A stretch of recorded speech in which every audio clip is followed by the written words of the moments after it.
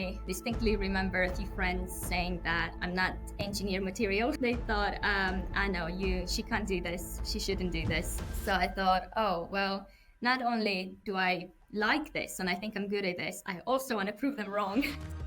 I kept hearing, oh, F1 is really challenging. Oh, F1 is really demanding. And I thought, I want to see what all of this is about. I think the main challenge is to remind ourselves all the time that we are a team and we need to work as a team. Because it's such a competitive sport, we all want to. As a female engineer, though, that comes with different challenges, I'd say. Being told I don't have an engineer material, I can't be an engineer, to being told that I only got the job because I'm a woman, to losing job opportunities because I've been at a childbearing age for 10 years, being called babe in meetings when I'm trying to just be taken seriously. I've been told many times that no, I must be joking. I must be working in HR or marketing. I'm joking. I'm messing with them if I tell them I'm an engineer. I always have to keep pushing and figure out ways and do problem solving, and the goalposts are always moving. So I always need to improve. I always need to be better than I was the day before. No, don't let limiting beliefs telling you it's not possible. Everything is possible. And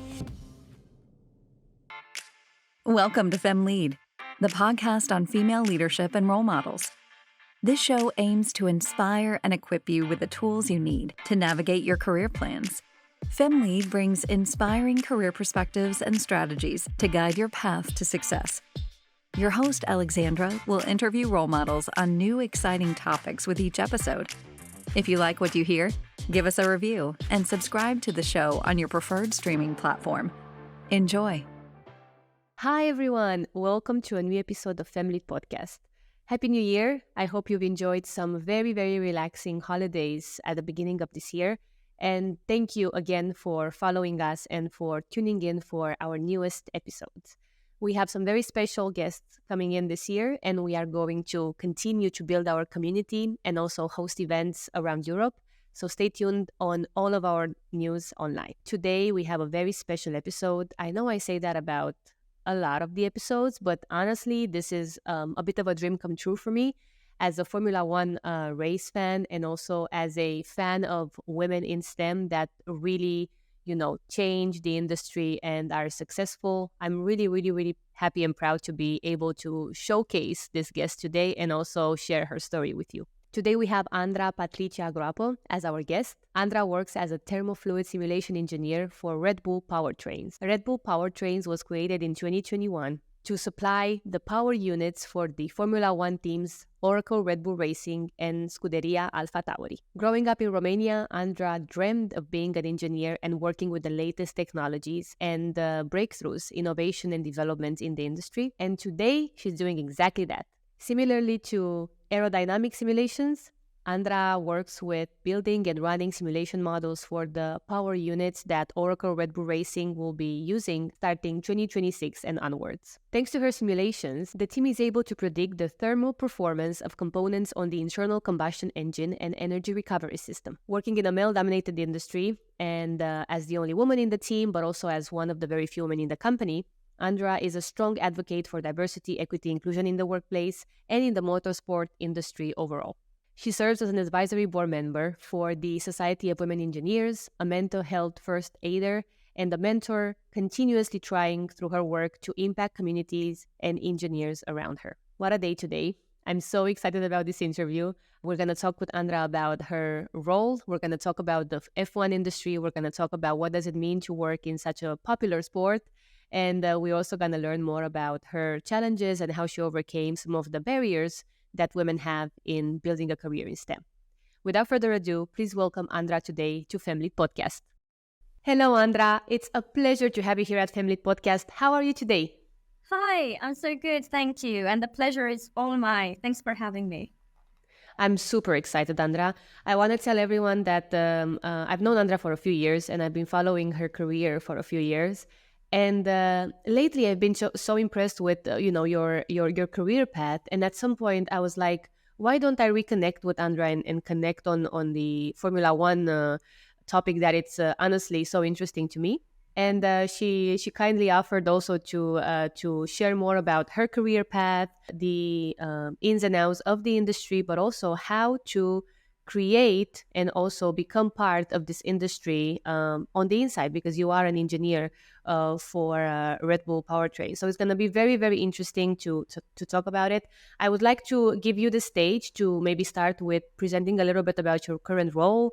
What does it mean in the industry that you're in, and also what piqued your interest to actually start considering this industry? Thank you. So I am a computational fluid dynamics engineer.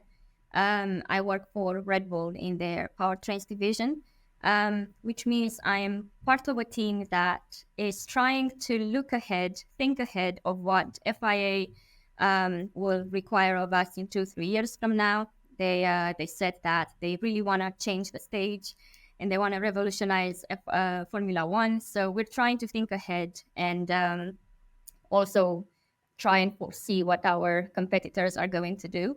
So we're building the new power unit, the engine and the electronics for us to race in 2026 with. In terms of what put me to this path, I think it's a bit of a longer story there. As you'd expect, it kind of started with me being a young student back in Romania, where I realized I'm really passionate, I suppose, about maths and physics, and I was quite good at it at the time. So I thought, it's only natural I should follow the engineering side of things. But at the same time, I distinctly remember a few friends saying that I'm not engineer material. So they thought, I know she can't do this. She shouldn't do this. So I thought, oh, well, not only do I like this and I think I'm good at this, I also want to prove them wrong. So that's kind of how it started. And then I joined the University of Manchester in the UK when I moved here and started studying aerospace engineering. And during my time there, I found out that there was a group of volunteers doing building a car for Formula Student. So I thought, I'll join that as well. And it didn't take long before I realized that I actually prefer Formula One and automotive, motorsport, that side of things more than I prefer the aerospace side of things. So then suddenly I thought, hang on, I actually like this better. So F1 started getting on my radar pretty quickly. And as I spent more time, both during my time in university and then in industry, I kept hearing, F1 is really challenging. F1 is really demanding. And I thought, I want to see what all of this is about. So it kind of became one of my my big ambitions, I suppose, to join F1. And I think that's what put me on that path. Fantastic story. Thank you so much for sharing, Andra. I find it super inspirational that you decided to go for it, and also that you let your path also be guided by curiosity and by trying to understand where is it that, my passion for math and physics can take me. And I'm super proud of you also that you decided to not give up and not fit into some of the stereotypes that people put on other people. I'm very happy that you decided to follow your intuition, your guts, and also to go for it and apply for the industry that you were interested in. On that note, I'm super curious, and I think probably everyone that listens to this interview that knows about Formula One and follows the show is honestly just interested to understand what does it feel like to work for such a popular sport when it comes to, what the show represents and what spectacle we kind of follow online and on TV every week or every second week. Can you give us some insider tips or insider, I don't know, a knowledge of how is it to work in such a popular industry? I'm not going to sugarcoat it. The highs are very high and the lows are very low. I think we feel all the emotions along with our fans as well. If Max or Checo lose first or second place, then we suffer with them. If they win, we're also happy and thrilled with them as well. So the emotions are very high. But equally, even though it's a very rewarding sport, in the sense that I think F1 is one of those few companies or industries that you can work in that have a very clearly defined goal. The goal is to win always. So having said that, even though it's very rewarding and you see exactly your action bringing a benefit to the car, to the power of that car, to the driver and how they feel the actual car, it's also a very demanding sport. It can become quite intense and quite stressful at times. It does ask a lot of you. And I know my colleagues are pouring their heart and soul into it as well. But equally, when we do win and when we see, like this season, like last season when Max won, it makes it all worth it. Yeah. I imagine also that you must, like you said, feel the highs and the lows, even more so than what we see online and what we see, following the sport from the comfort of our homes, because you actually get to see the impact of your effort and creation immediately within months. If the car is good, if the car improved, if the performance is there, or if there needs to be any sort of further improvements done. When it comes to your day-to-day and how you feel your role impacts the sport, what would you say it's let's say the most rewarding part of your job today? I would like to say it has to do with the actual technical side of things. And the truth is, it definitely is so rewarding. I don't just enjoy simply what I do. It brings me so much joy when I see that I could steer a design in a direction that is more efficient, that is more beneficial for the car itself. But I think at the end of the day, what brings me most joy is being able to help and support people around me. I've recently been certified and I became a mental health first aider.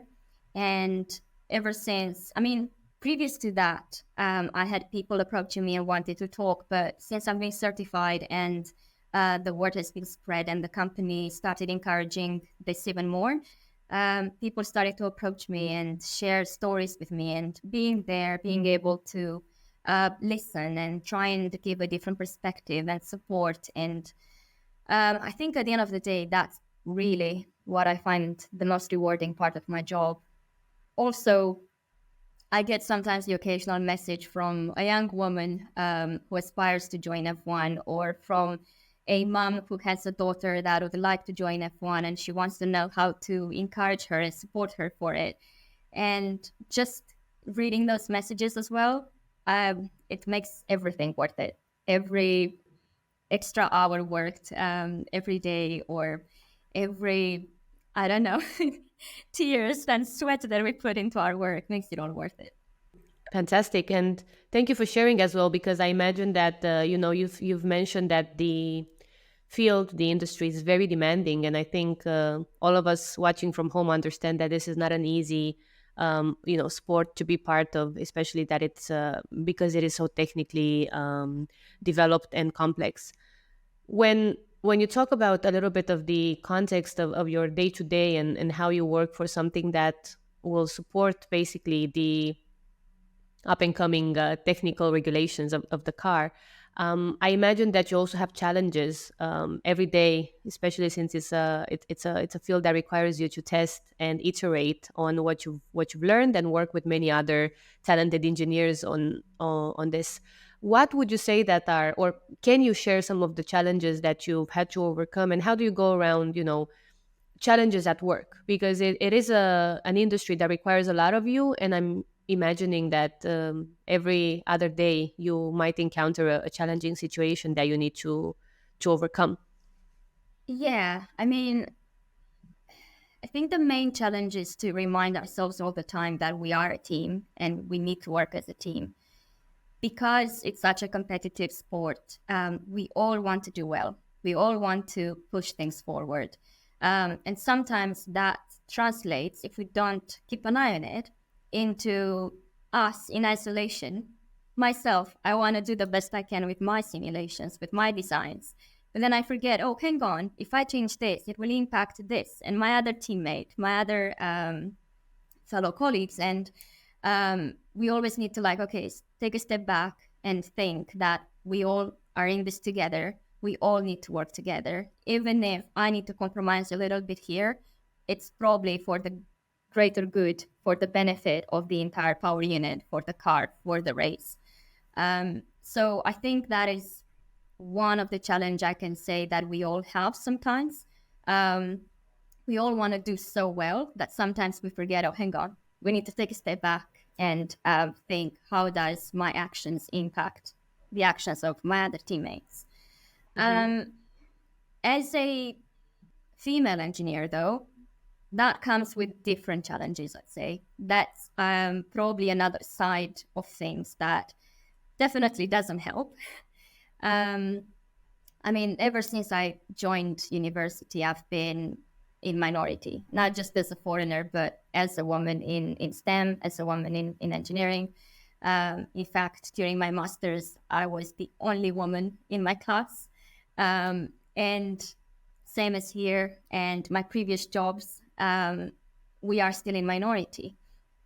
And I guess from my previous experience, there's have been quite a few challenges and hurdles that we had to, or I had to overcome. And thinking back, there have been all sorts of things from, being told, like I said, I don't have an engineer material. I can't be an engineer. To being told that I only got the job because I'm a woman, to losing job opportunities because I've been at a childbearing age for 10 years, to being called babe in meetings when I'm trying to just, be taken seriously and make my point across.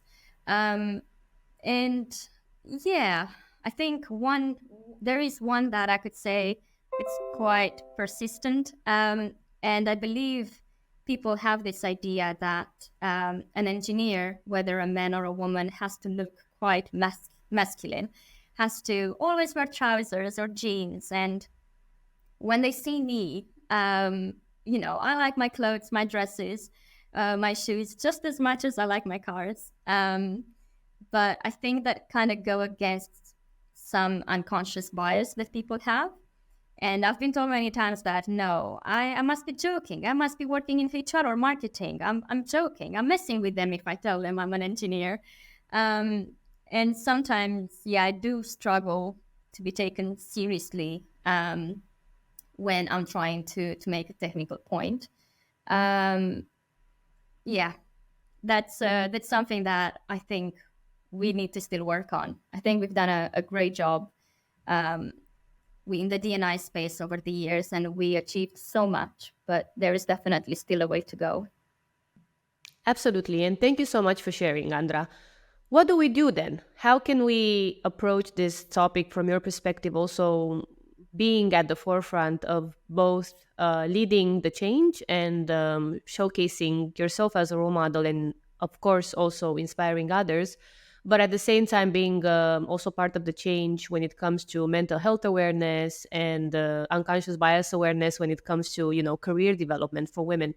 Is there any advice that you have for our audiences that listens and wants to follow in your footsteps, and then they maybe have the same, let's say, doubts about whether they would fit in? Oh, so I think there's two sides to your question. One, what is it that we can do? And then when I say we, I mean both us, the people in the minority, as well as the people around the minority. And I think as the people in the minority, in my case, as a female engineer, I think there is very high value in trying to change things actively every day, from small actions to larger actions. Representation matters. Get out there. If you don't have the confidence to go out there and encourage people, then do it from behind the scenes. There is so much value in that. But equally, as somebody who is not in the minority, I think people need to learn to be more active bystanders. If you see something you don't agree with, if you see something that you realize is not quite right or fair, don't let it go. Don't be afraid of some potential conflict if it means that you're fighting the good fight. Bring it up. Say, look, I don't think this is professional. I don't think this is fair. I don't think this is right. Let's try and do better next time. And slowly, little by little, things will change. Um, Going back to your question, the second part of it, what advice do I have for people that want to join the industry? The truth is, like I said before, I think we've done such a good job in the D&I space over the years, but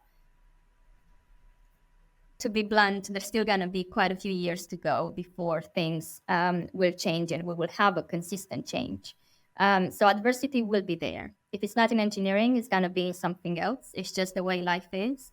So I think people should just focus more on what is it that they want. What is their goal? What is their target? Make a plan. Stay resilient and stay focused on that. Don't listen.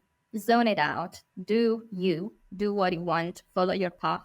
And eventually, as you gain that momentum and as you get used to it, it is going to get easier. You are going to strengthen your skills so that you can push through. And along the way, you will also improve things for yourself and the people around you. So don't let anything stop you. Very inspiring. Thank you, Andra. I think it's a very good context that you've given, but also great pieces of advice on how to deal with generally adversity and also challenging times. Because you've just mentioned there's no, let's say, timeline to when things will be equal or better. And there will always be situations that won't necessarily go your way, and that's just life. But I think your mindset and your approach also showcases your maturity on handling these situations and on knowing your worth and showing up as someone who has a lot to offer and not being afraid of saying that, which I think speaks volumes about also yourself, but your contribution to the industry. So kudos to you that you are also sharing this with us, and I'm sure you're doing this in your daily life as well, promoting yourself and promoting others to shine and to really strive for their best, the best version of themselves. Thank you so much for giving more context to this. It's really great what we're getting out of this interview, because I really wanted to talk to you about, what does it mean to work as an engineer in F1, and I think as a female engineer, you also have a lot of good points to offer for our younger audiences, especially women that consider joining the space and in general a STEM career. So thank you so much for highlighting some of the setups that we should be aware of. When it comes to actually sharing tips about applications and entering the Formula One industry, which is, I would say, I believe it has high barriers, but of course, I'm also open to hearing your perspective on it. What then would you offer as advice for creating, for example, crafting an application or considering, applying for roles within the industry? Sure. So if you are a student and you only just graduated or you want to do a year in industry, companies like Red Bull in F1, many other teams as well, they do offer internships and placements and graduate schemes. In fact, Red Bull has a new academy tailored for graduates. And as a graduate or as a student, I think I need to remind them that we receive, and in general, HR representatives, they receive hundreds, thousands of CVs every day. So I don't think it goes to their benefit having a 2-3 pages long CV. At that stage in their life, probably most of that experience is not quite that relevant. So I'd say keep it short, keep it snappy, keep it relevant. Yes, your courses and grades matter, but do make sure you take every extracurricular opportunity you have. Make sure you don't just focus on your studies. Try and do things on the side as well, things that are relevant. Join a society, be an ambassador, do a part-time job, take an internship, anything really you can do that shows that you have strength, hard work, determination, discipline. I think that is really what sets you apart from the rest of the crowd. And also, like I said before, keep it snappy. So a HR person doesn't look at it and think, oh, this is 2-3 pages long and I have 100 more CVs to go through, and lose interest. You want to really emphasize your points on a page, and that's all it needs. For people outside the university who graduated years before, I'd say if you come from an industry that is not engineering, try and emphasize how your skills are transferable and what you've learned and achieved so far can be to the benefit of the position you apply for. And that's when a cover letter becomes more important and more relevant, and make sure that that accompanies your CV. If you come from an automotive industry like myself, initially I work in a highway automotive, transferable skills can be a bit more obvious, but again, keep your CV short and relevant, and then you can discuss more and emphasize what you've done, what you know during the interview. But you need to get your foot through the door first before you're given that chance, that opportunity. So I think, yeah, that would be my advice. Thank you so much, Andra. You shared some very valuable pieces of advice for people that are interested in applying for the industry, and also understanding how to approach an application for an engineering company such as Oracle Red Bull Racing. When it comes to actually being part of the industry, what motivates you? Of course, beyond what you've mentioned regarding your role, because I feel like it's you. When we look at you and at what you do, I think everybody's very inspired and like, oh my God, this is really cool. And you get to talk with many other talented colleagues and create new technologies and iterate a lot on possibilities of technologies. But you also, I imagine, need to continue to stay motivated. And, for us from the outside, it looks really interesting. But for you from the inside, you also been through many iterations of problem solving. How do you keep motivated? And what would you say, as a reflection of your career so far, is important when you've been in a company for a few years to keep in mind? In short, I think it's the challenge. One thing that I realized it just doesn't bode well with me is when I become complacent. I always thrived in an environment where I'm being pushed to my limits. And working in F1, that is definitely it. The goalposts are always moving. So I always need to improve. I always need to be better than I was the day before. I always have to keep pushing and figure out ways and do problem solving. And I think it's that constant challenge, that idea of I have to grow, I have to evolve, I have to adjust every day, little by little. That is something that I really strive in, and that keeps me motivated, because you never get a dull day, you never get a boring day. And that competitive spirit, I suppose, in me, is definitely fulfilled here.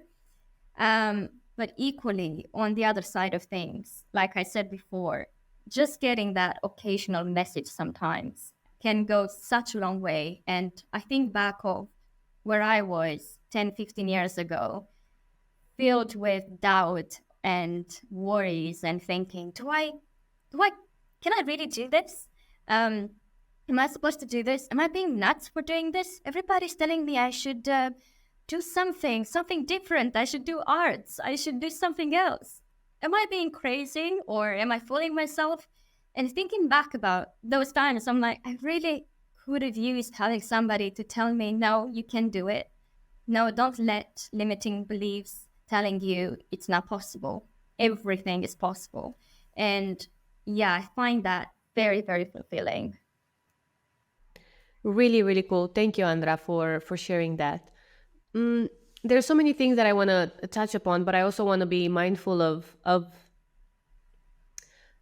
getting the most out of this conversation when it comes to your career path, because I think that you've also highlighted some very important areas of development for the industry, for yourself, and also as a peer collective, how we can all do better for the STEM careers and in general for welcoming more diversity and inclusion as topics for the industry. When it comes to actually, let's say, seeing a change, you've mentioned mental health awareness, you've mentioned diversity and inclusion. When it comes to seeing a change, looking a little bit outside of your role, but more on the industry as a whole, what do you feel about, or how do you recommend us to look at how the industry is evolving? And do you have any sort of successful, stories or tips to share with those of our listeners that are, aware of such gaps in our current setup, and they also want to tackle them? Any sort of strategies or communication strategies that helped you in your path? Oh, that's a tough one.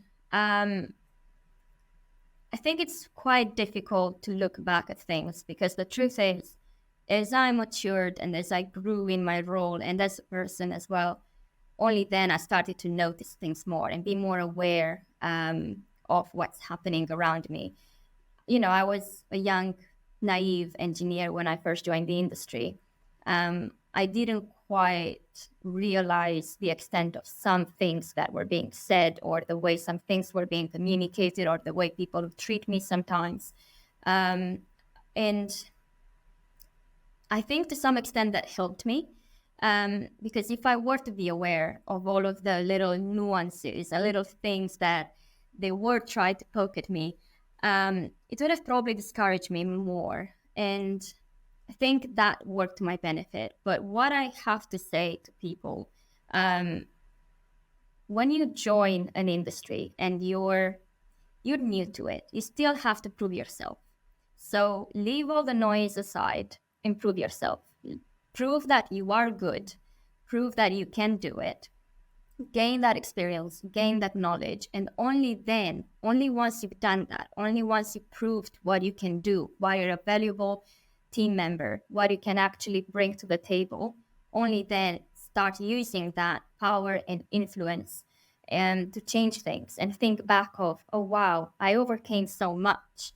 Because that suddenly puts everything into perspective, and you start connecting the dots and you realize just how many obstacles there have been in the way, but you just pushed through.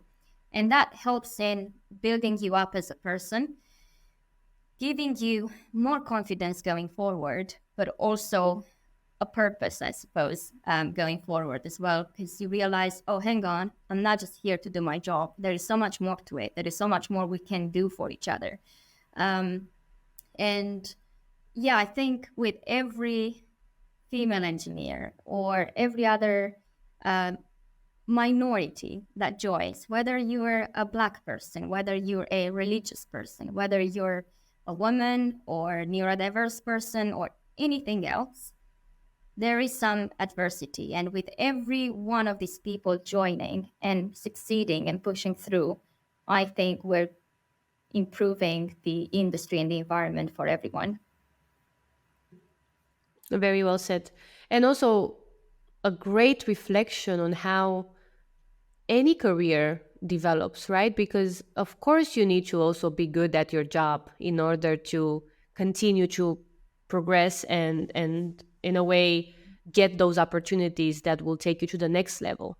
So I think, when we discuss career progression, and here at FemLead we focus on highlighting women who have and have had successful careers and their advice.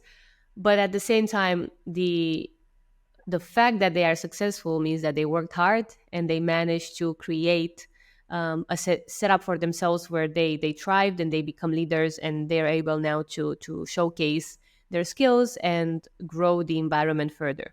And I think you highlighted something super important for the listeners, that of course, when you are in any sort of industry, you need to work hard to share and show that you are the right person for the job, no matter in which situation you're in. So I think it's a very good outcome of this question, to not forget the fact that we are all hired for a reason. And the mission of why we're in a certain role is also to successfully deliver on what the expectations are from that role.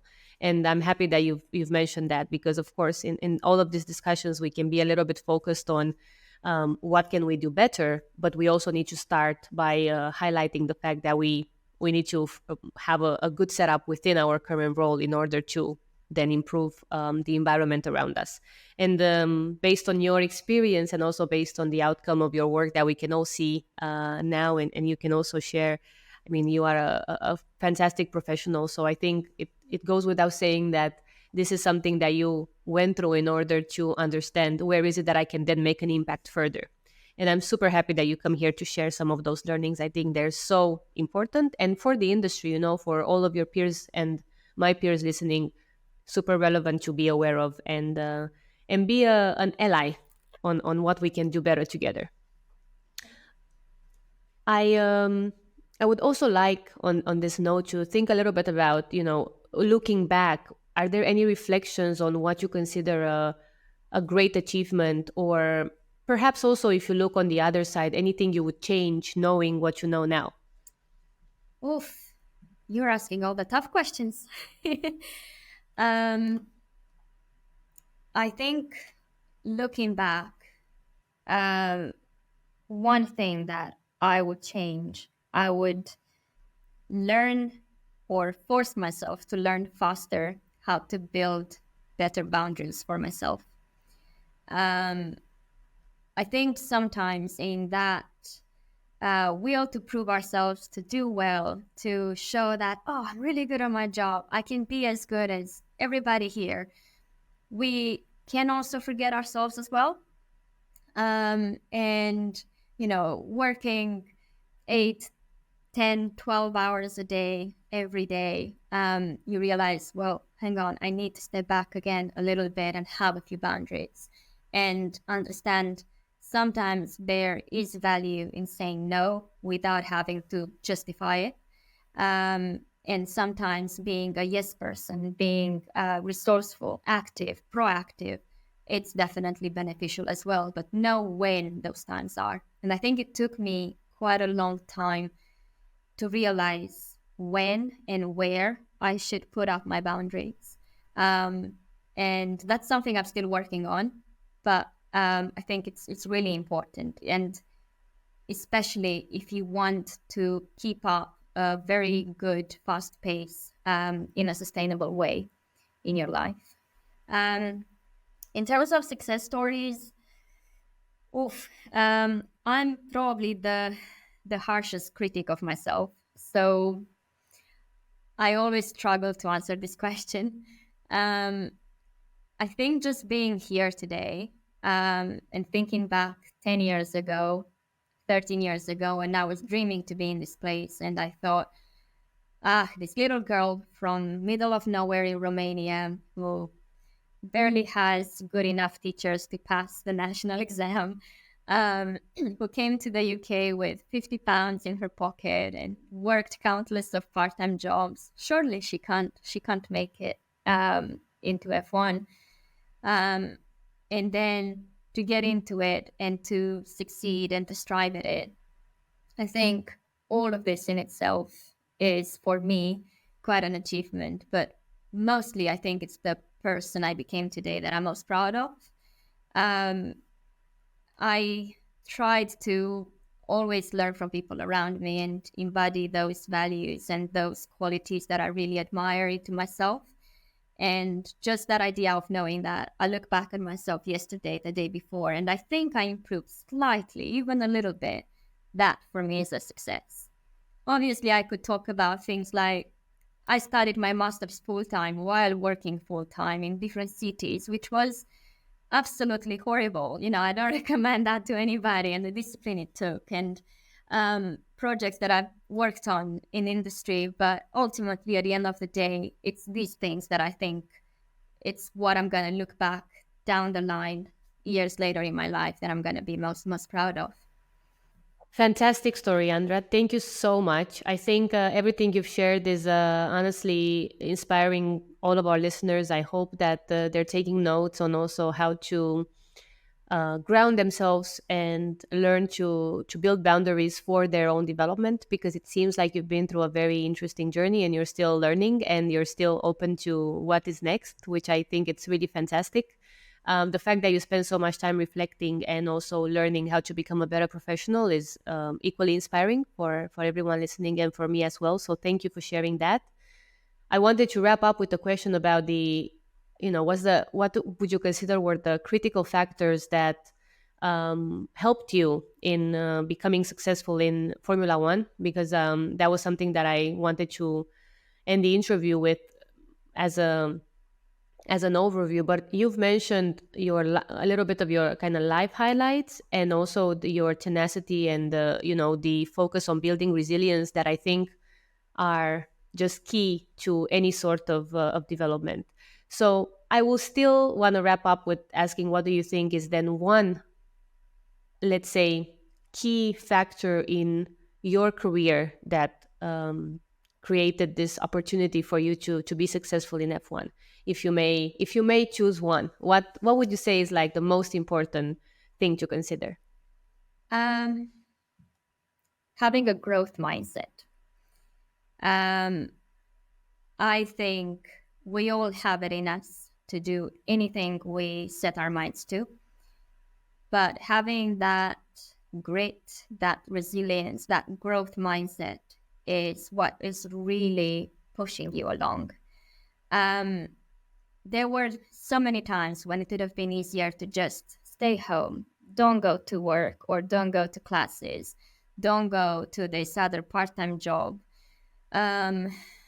It would have been go back to Romania sometimes. It would have been so much easier to stay in my comfort zone and to revert back to it. We're humans. It's natural to feel that way. But I think it's really important to fight that tendency and remind yourself, why am I doing this? What is it that really matters? And then start putting things back into perspective again and understand the impact of your actions at that time. And having that growth mindset, I think, is what took me from that little girl in Romania who was nowhere near enough well off to leave the country, and then to still be here 11 years later and have 2 degrees and, be where I am today. It's definitely not the end of my journey and not the end of my road.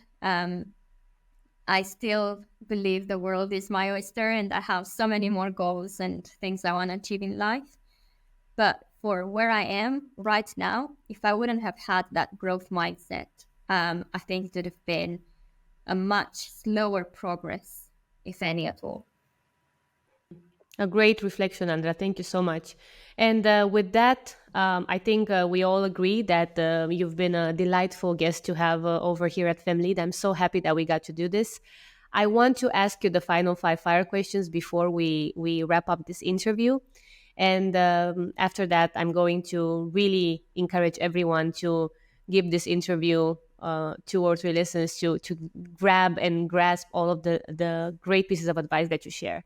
And before we close, I want to ask you, to begin with, what is one book you think everyone should read? Oh,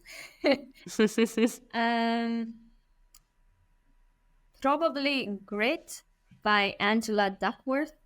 I wouldn't say it's the most pleasant read. I think it was a bit more for me because I'm an engineer, and the book, I think, is very much based on facts. But I think that is really what I liked about it. One of the things I liked about it. It's not very debatable. Angela presents things in a very analytical way based on numbers, experiments, data, tests, research. And I think the main outcome from it is that sometimes hard work can definitely overcome the limitations of your talents.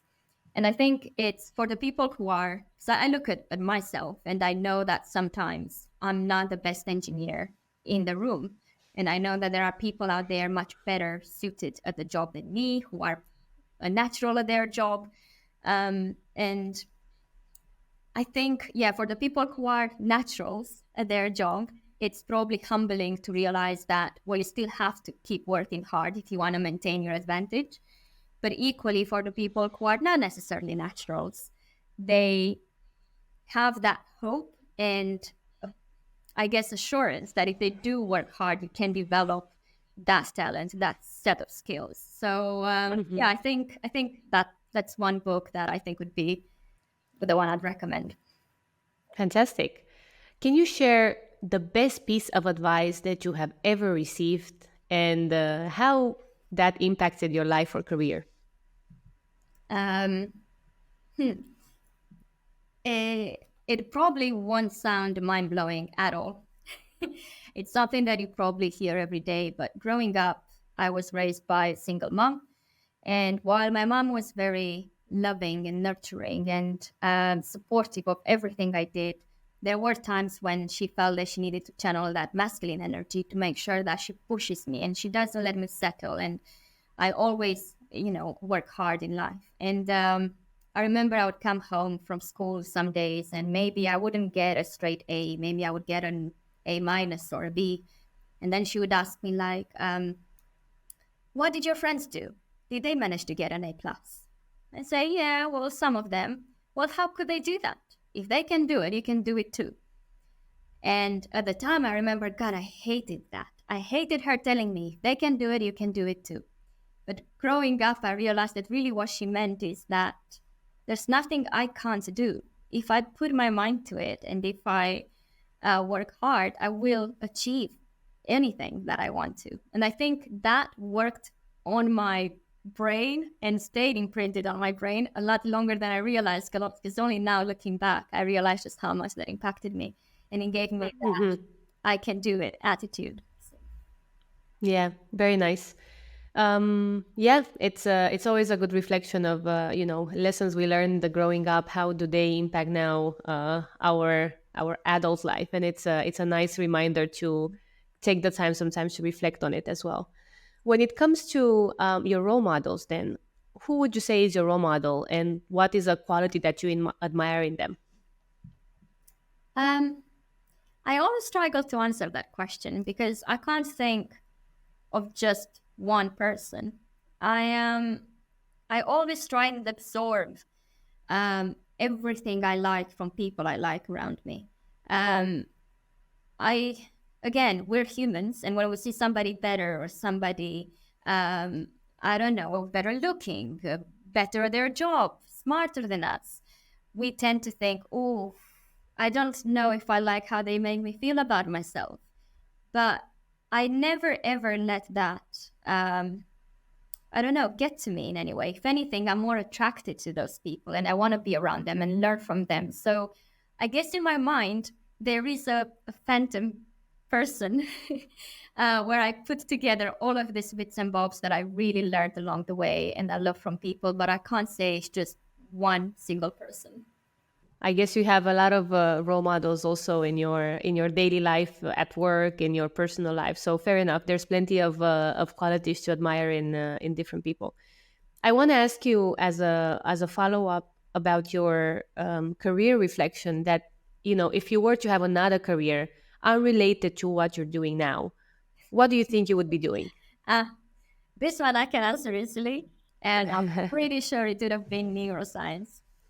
In fact, I remember when I first applied for university, I also applied to one neuroscience university without my family knowing.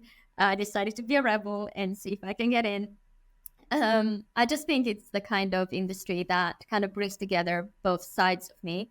One being the analytical side, where I really like, the data, the facts, the research, the experiments, but equally working with people, understanding how they feel, what they think, how do they develop, how do they evolve, how do they handle things and different adversities, things like that. So I think I would have probably chosen neuroscience. I would have probably, it was very, very close. So yeah. Sounds really good, Andra. And thank you for sharing that. And my last question today is, if you can change places with someone, who would it be? And what would you consider, you could achieve with that experience?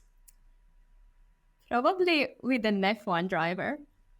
I would. I was expecting that. I must say, I was waiting for that. I'm sorry, I'm quite predictable, but I'd really love to see how does it feel to drive such a powerful thing. You know, all of the work that everybody around me put towards this beast. How does it feel? What's that rush, that adrenaline? I'd love to feel that. So if I could swap places for a day, I'd love to be an F1 driver.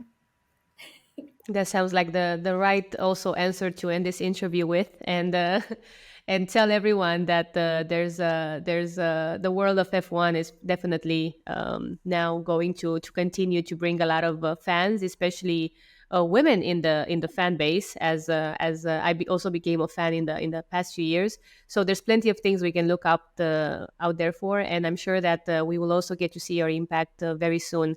When it comes to the development of the industry. So thank you again first of all, for coming here and sharing your story. Kudos for being such a great role model for women in STEM and also for engineers everywhere. And thank you so much, Andra, for taking the time to do this interview. I hope you had fun. I definitely think it was one of the best ones we've done. Thank you. Thank you so much. And thank you for creating a platform where we can share our stories and we can connect with one another. So thank you for having me. Thank you so much. And thank you all for listening. I hope you've enjoyed this episode, and stay tuned for more interviews with inspiring role models. We hope you've enjoyed this episode of FemLead Podcast. Share the news with your friends and follow us on social media at FemLead Podcast everywhere.